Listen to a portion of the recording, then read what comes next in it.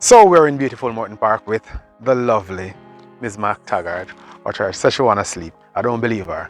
She hiding. You wanna sleep? Really sleep? Yeah. Can I lend you some sleep? And live in that package. Oh, you wanna pack it? Alright, Yes. cool, cool. Anxious.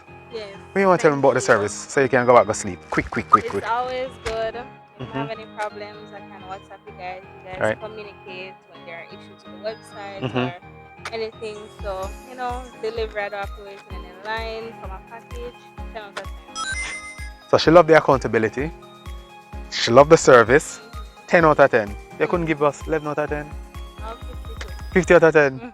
I think I love her right now. Thank you. You're welcome. Have a great one. You can go back to sleep now. Alright. You don't mind me waking you up for the package though? No. You don't? Alright, there you have it.